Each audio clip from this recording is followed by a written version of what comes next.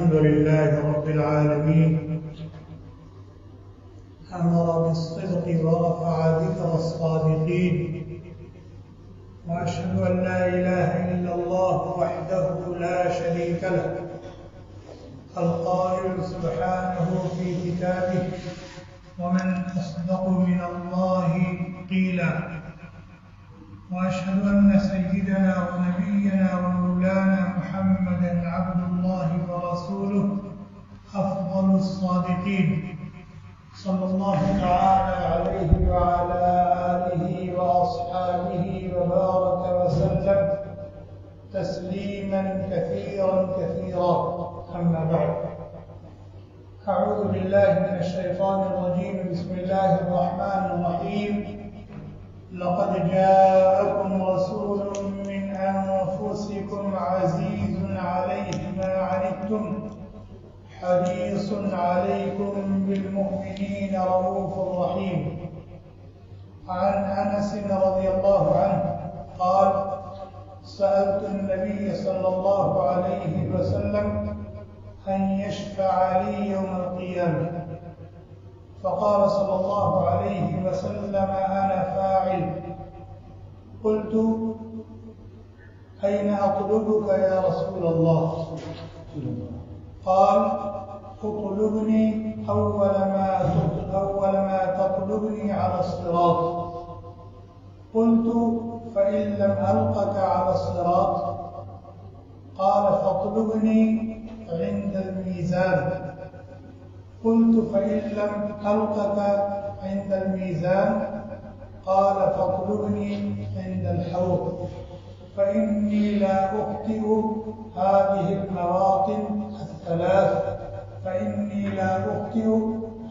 الثلاث المواطن. رواه الترمذي أو كما قال النبي صلى الله عليه وسلم. کل قیامت کے دن نفسی کا عالم ہوگا. کوئی کسی کا پرسان حال نہیں ہوگا. قبر سے اٹھ کر میدان محشر میں پہنچیں گے تو سب ایک دوسرے کو پہچانتے ہوں گے. یہ میرا باپ ہے, یہ میری ماں ہے, یہ میرا بھائی ہے, یہ میرا بیٹا ہے, یہ میری بیٹی ہے, یہ میری بہن ہے, یہ میرا فلاں دوست ہے. یتعارفون بینہم, سب ایک دوسرے کو پہچانتے ہیں. لیکن جب میدان محشر میں پہنچیں گے اور وہاں کی سختی, وہاں کی دہشت, وہاں کا خوف, وہاں کی ہولناکی, وہاں کی شدت, ہر ایک دوسرے کو, ہر ایک کو بس اپنی پڑی میرا کیا ہوگا. وہی نقشہ اللہ تعالیٰ نے کھینچا ہے. فلا انساب بینہم یومئذ, سارے رشتے ناطے ٹوٹ گئے. ہر ایک دوسرے سے چھپ رہا ہوگا. کوئی کسی کا پرسان حال نہیں ہوگا. اس نازک موقع پر بہت بڑا سہارا ہوگا جناب نبی کریم صلی اللہ علیہ وسلم کی شفاعت, آپ کی سفارش. یہ بہت بڑا سہارا ہے اس نازک جگہ پر.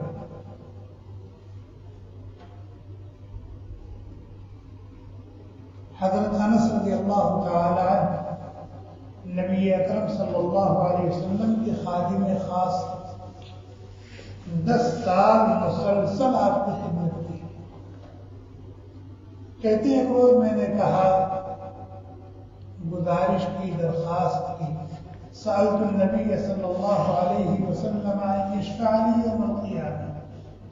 ایک روز میں نے درخواست کی, گزارش کی کہ آپ قیامت کے دن میری سفارش فرما دیں. قیامت کے دن آپ میری سفارش فرما دیں. آپ کی سفارش کی برکت سے میرا بیڑا پار ہو جائے, میری مشکلات آسان ہو جائیں، میرے مسائل حل ہو جائیں؟ کہتے ہیں اللہ کے نبی علیہ السلام نے فرمایا انا فاعل، میں تمہاری سفارش کروں گا، میں تمہاری سفارش کروں گا۔ بتائیں حضرت انس رضی اللہ تعالیٰ عنہ کے لیے اس سے بڑی اور کوئی نعمت ہو سکتی ہے؟ اس سے زیادہ خوشی کا اور کوئی مقام ہو سکتا ہے کہ اللہ کے نبی علیہ السلام نے فرمایا انا فاعل، میں تمہاری سفارش کروں گا۔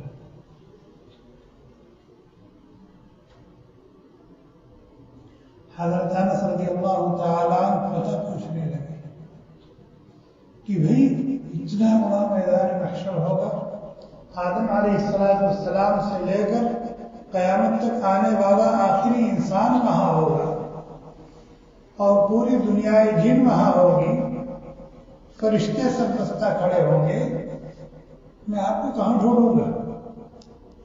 آج یہاں ہزاروں کا مجمع ہو جائے، ایک آدمی کو ڈھونڈنا ہو تو کتنا مشکل ہوتا ہے۔ اجتماعات اور جلسے ہوتے ہیں، حج کے موقع پر کوئی ساتھی بچھڑ جائے تو آپ ڈھونڈتے پھریے۔ تو حضرت انس رضی اللہ تعالیٰ عنہ کہتے ہیں قلت فأين أطلبك یا رسول اللہ، اس بھرے میدان میں، نفسا نفسی کے عالم میں اپنی ضرورت کے لیے آپ کو کہاں تلاش کروں؟ اپنے ملنے کا پتہ بتا دیجیے۔ تو اللہ کے نبی علیہ السلام نے فرمایا اطلبنی اول ما تطلبنی علی الصراط، جب میری ضرورت تمہیں محسوس ہو تو پل صراط پر آ جانا۔ پل صراط یہ ہمارے ایمان کا، ہمارے عقیدے کا ایک جز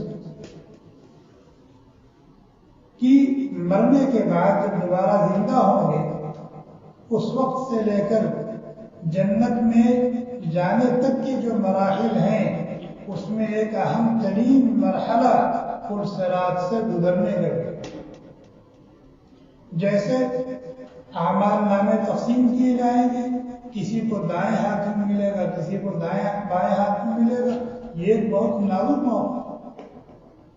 اعمال تولے جائیں گے، کسی کی نیکیوں کا پلڑا جھک جائے گا، برائیوں کا پلڑا اٹھ جائے گا، کسی کی برائیوں کا پلڑا جھک جائے گا، نیکیوں کا پلڑا اٹھ جائے گا۔ نیکیوں کا پلڑا جھک گیا، یہ کامیابی کا علامت ہے، اور برائیوں کا پلڑا جھک گیا، ناکامی کا علامت۔ نام عمل داہنے ہاتھ میں ملا، یہ کامیابی کا علامت ہے، بائیں ہاتھ میں ملا، یہ ناکامی کا علامت ہے۔ اسی طرح پل صراط یہ ایک پل ہوگا۔ نبی اکرم صلی اللہ علیہ وسلم نے فرمایا کہ بال سے زیادہ باریک، تلوار سے زیادہ تیز اور ہزاروں میل کا راستہ، اور علی متن جہنم، جہنم کی پشت پر اس کو بچھایا جائے۔ یہ ساری جگہ سمندر پر پل بنا ہوا ہے، اگر اس پل سے کوئی گرے گا تو کہاں جائے گا؟ سمندر میں جائے گا۔ اسی طریقے سے جہنم کے اوپر سے وہ پل گزرے، اسی پل پر سے گزر کر کے جنت میں جائے، اسی پل پر سے گزر کر کے جنت میں جائے۔ تو اللہ کے نبی علیہ السلام نے فرمایا کہ جب تمہیں میری تلاش ہو تو پل صراط پر آ جانا، میں وہاں رہوں گا۔ حضرت انس رضی اللہ تعالیٰ کہتے ہیں فَإِن لَمْ أَلْقَكَ عَلَى الصِّرَاطِ، اگر میں وہاں آپ کو نہ پاؤں تو پھر کہاں تلاش کروں؟ فرمایا عند المیزان، پھر میزان پر آ جانا جہاں بندوں کے اعمال تولے جا رہے ہیں، وہاں میں رہوں گا۔ کہتے ہیں فَإِن لَمْ أَلْقَكَ عِندَ الْمِيزَانِ، اگر میں آپ کو وہاں بھی نہ پاؤں تو پھر کہاں تلاش کروں؟ فرمایا فَاطْلُبْنِي عِندَ الْحَوْضِ، پھر حوض کوثر پر آ جانا، اور پھر فرمایا فَإِنِّي لَا أُخْطِئُ هَذِهِ الثَّلَاثِ الْمَوَاطِنِ، میں ان تین جگہوں میں سے کسی جگہ پر ضرور ملوں گا، ان تین جگہوں کے علاوہ کہیں اور نہیں جاؤں گا۔ یا تو پرسرات پر رہوں گا یا میزان کے پاس رہوں گا جہاں اعمال تولے جائیں گے بندوں کے، یا پھر حوض کوثر، کبھی یہاں کبھی وہاں کبھی وہاں. یہ کیا ہے؟ نبی اکرم صلی اللہ علیہ وسلم اپنی امت کے لیے اس قدر بے چین ہوں گے، اس قدر بے چین ہوں گے، اس قدر فکر مند ہوں گے کہ کبھی پرسرات پر جائیں گے کہ کہیں میرا کوئی امتی لوٹا کے جہنم میں نہ جائے، وہاں دعا کریں. کبھی میزان پر آئیں گے کہ میرے کسی امتی کی نیکیوں کا پروڑا برائیوں کا پروڑا جھک نہ جائے، وہ ناکام نہ ہو جائے. پھر کبھی اس طرح حوض پر جائیں گے کہ میرا کوئی امتی پیاسا نہ ہو. یہ ہے نبی اکرم صلی اللہ علیہ وسلم کی امت کے ساتھ شفقت اور بے پناہ محبت. اسی کو قرآن کریم میں اللہ تعالیٰ نے فرمایا حریص علیکم بالمؤمنین رؤوف رحیم، کہ ایمان والوں کے ساتھ بے انتہا شفیق ہیں، بے انتہا مہربان. آپ کی شفقت اور آپ کی مہربانی کی کوئی انتہا ہے ہی نہیں. ہم ٹانگ پھیلا کر کے سو رہے ہیں اور ہمارے نبی ہمارے لیے راتوں رات رو رہے ہیں، ہے کہ نہیں؟ ہم تو بے فکر مطمئن سو رہے ہیں اور ہمارے لیے ہمارے نبی ہمارے لیے کیا کرتے تھے؟ راتوں رات. یہ تو دنیا میں ان کی فکر کا عالم ہے. ایک مرتبہ بیٹھے رو رہے تھے، اللہ تعالیٰ نے حضرت جبریل علیہ السلام کو بھیجا کہ جاؤ میرے محبوب سے پوچھو کیوں رو رہے ہیں. وہ تو جانتے ہیں کیوں رو رہے ہیں، لیکن ناز برداری کر رہے ہیں کہ جا کے پوچھو کیوں رو رہے ہیں. یہ ناز برداری ہو رہی ہے. جانتے ہیں کہ کیوں رو رہے ہیں، پھر بھی اپنا قاصد بھیج رہے ہیں کہ جا کے میرے محبوب سے پوچھو کیا چیز ان کو رلا رہی ہے. حضرت جبریل علیہ السلام آئے، پوچھا. اللہ کے نبی علیہ السلام نے فرمایا میری امت کا غم مجھے کھائے جا رہا ہے. میری امت کا کیا بنے گا؟ اللہ تعالیٰ نے فرمایا وَلَسَوْفَ يُعْطِيكَ رَبُّكَ فَتَرْضَىٰ، جا کے میرے محبوب کو یہ پیغام سنا دیجیے کہ آپ کی امت کے بارے میں ہم آپ کو خوش کر دیں گے. آپ کی امت کے بارے میں ہم آپ کو خوش کر دیں گے، آپ کو رنجیدہ اور غمگین نہیں ہونے دیں گے. جب ہمارے نبی صلی اللہ علیہ وسلم ہم نالائقوں کے تعلق سے اتنے زیادہ فکر مند، اتنے زیادہ شفیق، اتنے زیادہ مہربان تھے تو ہمارا بھی کچھ فرق بنتا ہے، ہماری بھی تو کوئی ذمہ داری بنتی ہے. ہم کم از کم نبی علیہ السلام کی شفاعت کے حقدار بننے کے لیے تو کچھ کریں. نبی علیہ السلام کی شفاعت کے حقدار بنے ہم، اس کے لیے ہمیں کچھ کرنا چاہیے. حضرت انس رضی اللہ تعالیٰ نے درخواست کی کہ نہیں کی؟ صحابی ہیں، نبی علیہ السلام کے خادم خاص ہیں، درخواست کی کہ نہیں کی؟ بھیک مانگی کہ نہیں مانگی شفاعت؟ اور ہم گنہگار ہیں، نالائق ہیں، پاپی ہیں، سیاہکار ہیں، ہمیں کوئی فکر ہی نہیں. اگر ہم چاہتے ہیں کہ کل قیامت کے دن نبی اکرم صلی اللہ علیہ وسلم کی شفاعت سے بہرور ہوں تو ہمیں اتباع سنت کا اہتمام کرنا چاہیے. کیا؟ اتباع سنت کا اہتمام کرنا چاہیے. نبی کریم صلی اللہ علیہ وسلم کی سنتوں سے ہمیں عشق کرنا چاہیے، پیار کرنا چاہیے، محبت کرنی چاہیے اور اپنے شب و روز کو نبی کی سنتوں سے جگمگانا چاہیے. نبی کیسے کھاتے تھے ہمیں معلوم کر کے اس طرح کھانا چاہیے. نبی کیسے سوتے تھے ہمیں معلوم کرنا چاہیے اور معلوم کر کے اس طرح سونا چاہیے. نبی کا معاملہ اپنے بیوی بچوں کے ساتھ کیسا تھا ہمیں معلوم کرنا چاہیے، معلوم کر کے اس طرح سے کرنا چاہیے۔ نبی کا چہرہ مہرہ کیسا تھا اور کیسا چہرہ مہرہ آپ کو پسند تھا ہمیں معلوم کر کے اپنی شکل و صورت کو ایسی بنانی چاہیے۔ نبی کا پہناوا اوڑھنا اور پہننا کیسا تھا ہمیں معلوم کر کے ویسا اوڑھنا پہننا چاہیے۔ غرض کی نبی کریم صلی اللہ علیہ وسلم کی ایک ایک سنتوں کا علم ہم حاصل کریں اور کوشش کر کے اپنی زندگی کو اس سے سنواریں، اس سے سجائیں۔ اور جب ہم نبی اکرم صلی اللہ علیہ وسلم سے اور آپ کی سنتوں سے محبت کریں گے، پیار کریں گے اور آپ کا اتباع کریں گے، اتباع کی فکر کریں گے تو انشاءاللہ نبی علیہ السلام کی شفاعت ہمیں ملے گی۔ ایک کام تو ہم یہ کریں، اتباع سنت کا اہتمام کریں، اتباع نبوی کی فکر کریں۔ دوسرا کام کیا ہے؟ اذان ہوتی ہے نا، سب لوگ سنتے ہیں، لیکن جب اذان ہوتی ہے تو جو جس کام میں لگا ہوا اس کام میں لگا رہتا ہے۔ اس کے یہاں اذان کی، اس اعلان الہی کی کوئی وقعت نہیں ہے۔ ابھی ہم قرآن پڑھ رہے ہوں، کوئی ذکر کر رہا ہو، کوئی اپنے کام دھام میں لگا ہو اور پولیس کی گاڑی سے کچھ اعلان ہونے لگے، سب لوگ متوجہ ہو جاتے نہیں ہو جاتے؟ قرآن پڑھنے والا قرآن بند کر دیتا، سننے لگتا ہے کیا ہونا ہے۔ کمپیوٹر پر کام کرنے والا، گھر میں کام کرنے والی ہر ایک متوجہ ہو جاتا ہے کیا اعلان ہے۔ لیکن اذان جو اعلان الہی ہے اور فلاح کی طرف آنے کی دعوت دی جا رہی، حی علی الفلاح، حی علی الفلاح، کامیابی کی طرف آ، فلاح یابی کی طرف آ، لیکن ہمارے کام میں جو تک نہیں رہتے۔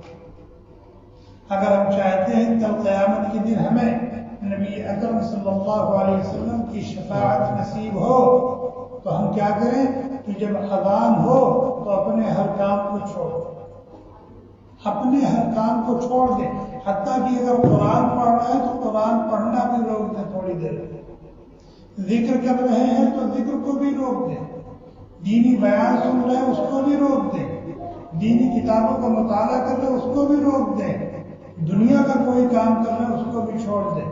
اس اعلان کو توجہ سے سنیں اور جو کچھ مؤذن کہہ رہا ہے ہم بھی اس کو دہرائیں، ہم بھی اس کو دہرائیں۔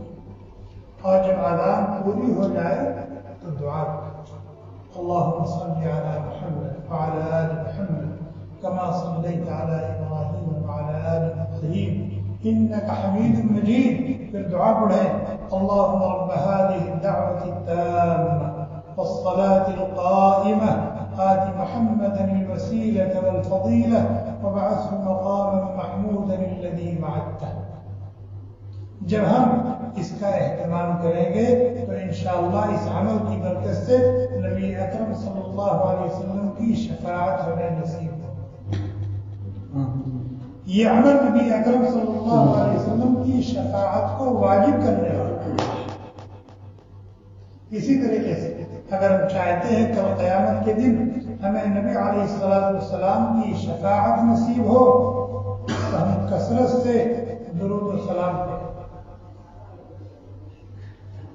جیسے ہم لا الہ الا اللہ پڑھتے ہیں، جیسے ہم سبحان اللہ الحمدللہ پڑھتے ہیں، جیسے ہم سبحان اللہ وبحمدہ سبحان اللہ العظیم پڑھتے ہیں، جیسے ہم استغفر اللہ استغفر اللہ استغفر اللہ پڑھتے ہیں۔ اپنے معمولات میں درود شریف کو بھی لیں اور کم از کم صبح شام ایک ایک تسبیح درود شریف کی پڑھا کریں۔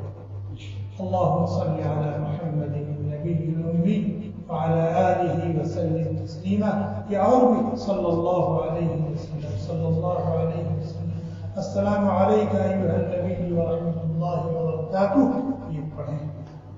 یہ نبی اکرم صلی اللہ علیہ وسلم کا حق بھی ہے ہمارے اوپر اور ہماری اپنی ضرورت بھی ہے، ہماری اپنی ضرورت بھی ہے۔ جو نیکیاں ملیں گی، جو گناہ معاف ہوں گے، جو درجے بلند ہوں گے، اللہ کی جو رحمتیں نازل ہوں گی وہ سب اپنی جگہ۔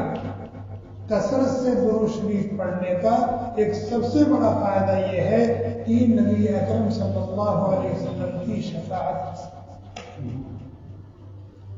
اسی طریقے سے اللہ توفیق دے موقع ملے تو نبی اکرم صلی اللہ علیہ وسلم کے قبر اطہر پر حاضر ہو کر صلاۃ والسلام پیش کریں.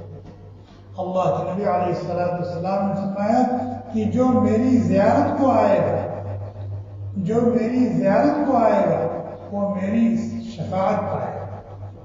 جو میری زیارت کو آئے گا وہ میری شفاعت پائے گا. میری شفاعت اس کے لیے واجب ہے. اللہ تعالیٰ موقع دے، کوشش کرنا چاہیے، نیت رکھنی چاہیے. موقع دے، وہاں حاضری دے جہاں بہت ساری چیزیں، بہت ساری نیتیں، بہت سارے ارادے، بہت سارے جذبات، بہت ساری آرزوئیں، بہت ساری تمنائیں ہوں. وہیں یہ بھی ایک ارادہ ہو کہ میرے اس عمل کی برکت سے اللہ تعالیٰ مجھے میرے حبیب کی شفاعت نصیب کرے. تو نبی اکرم صلی اللہ علیہ وسلم کی شفاعت بڑی قیمتی چیز ہے اور ایسی چیز ہے کہ اس کے لیے نبی سے درخواست کی جا سکتی ہے، نبی سے گزارش کی جا سکتی ہے. اور نبی اکرم صلی اللہ علیہ وسلم نے اپنے ملنے کا جو پتہ اپنے جلیل القدر صحابی خادم خاص حضرت انس رضی اللہ تعالیٰ عنہ کو بتایا ہے. یہ صرف ان کو نہیں بتایا ہے، ان کے واسطے سے اپنے ایک ایک امتی کو اپنے ملنے کا پتہ بتایا. ایک ایک امتی کو اپنے ملنے کا پتہ بتایا ہے کہ میرے جس امتی کو اس نازک موقع پر میری ضرورت محسوس ہو مجھے یہاں آ کر بتلا. اللہ تعالیٰ ہم سب کو دین کی سمجھ آتا ہے. نبی اکرم صلی اللہ علیہ وسلم سے سچی محبت عطا فرمائے اور نبی اکرم صلی اللہ علیہ وسلم کی ایک ایک سنت سے ہمیں پیار کرنے کی توفیق عطا فرمائے اور آپ کی سنتوں سے اپنے شب و روز کو جگمگانے کی توفیق عطا فرمائے. جب تک دنیا میں رکھیں اللہ تعالیٰ اپنا بنا کر اور اپنے نبی کا بنا کر کے رکھیں، اور جب دنیا سے لے جائیں تو خاتمہ کی خیر نصیب فرمائیں اور کل میدان محشر میں نبی اکرم صلی اللہ علیہ وسلم کی شفاعت کا ہم سب کو حقدار بنائیں اور اس سے بہرور فرمائیں. سبحان اللہ وبحمدہ، سبحانک اللہم وبحمدک، ونشہد ان لا الہ الا انت، ونستغفرک ونتوب الیک. سبحان ربک رب العزة عما یصفون، وسلام علی المرسلین، والحمد للہ. Thanks for watching. Don't forget to like, comment, share and subscribe to Al Wahid channel.